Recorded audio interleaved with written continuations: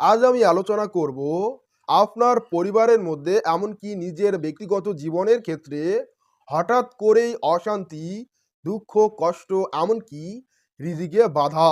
এখন আমি আপনাদেরকে শেখাবো এই সমস্ত কুপ্রভাব থেকে নিজেকে এবং নিজের পরিবারকে কিভাবে রক্ষা করবেন।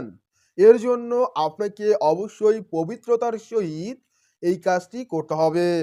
এই কাজটি করার জন্য আপনাকে খাবার লবণ সংগ্রহ করতে হবে, যে লবণ আমরা তরকারির মধ্যে খাই। এরপর আপনাকে আউযু বিল্লাহি মিনাশ শাইতানির রাজিম বিসমিল্লাহির রহমানির রহিম বলে আলহামদুল শরীফ একবার উচ্চারণ করে একটি ফু দিবেন। এইভাবে 3 বার পাঠ করে 3টি ফু দিবেন।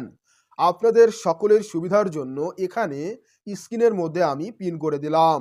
এখান থেকে আপনারা বাংলায় উচ্চারণ করে করে 3 বার 3টি ফু দিবেন। তারপর আপনি আয়াতুল কুরসি 3 বার পাঠ করে 3টি ফু দিবেন। আপনাদের সকলের সুবিধার জন্য আয়াতুল কুরসি স্ক্রিনের মধ্যে পিন করে দিলাম। এরপর আপনাকে সূরা নাস 7 বার পাঠ করে 7টি ফু দিতে হবে। এরপর সূরা ফালাক 7 বার পাঠ করে 7টি ফু দিতে হবে।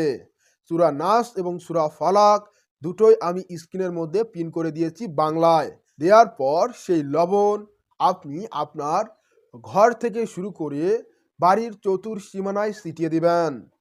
এখানে আপনাকে 24 ঘন্টার ভিতরে ঝাড়ু দেওয়া যাবে না। 24 ঘন্টা অতিক্রম করার পর আপনি ঘর ঝাড়ু দিতে পারেন, তারপর বাড়ির উঠান আঙ্গিনা ঝাড়ু দিতে পারেন। 24 ঘন্টার পর আপনি ঝাড়ু দেবেন, তার আগে আপনারা ঝাড়ু দেবেন না। যেখানে জাদুটোনা করা হোক না কেন সেখান থেকে জাদুর সমস্ত কুপ্রভাব নষ্ট হয়ে যাবে। এরপর আপনার উপরে যদি বদনজর থাকে বা জিনের ক্ষতি থাকে তাহলে কি করবেন? তাহলে আপনাকে এই লবণ আপনার খাবার বস্তুর সাথে মিশিয়ে খেতে হবে।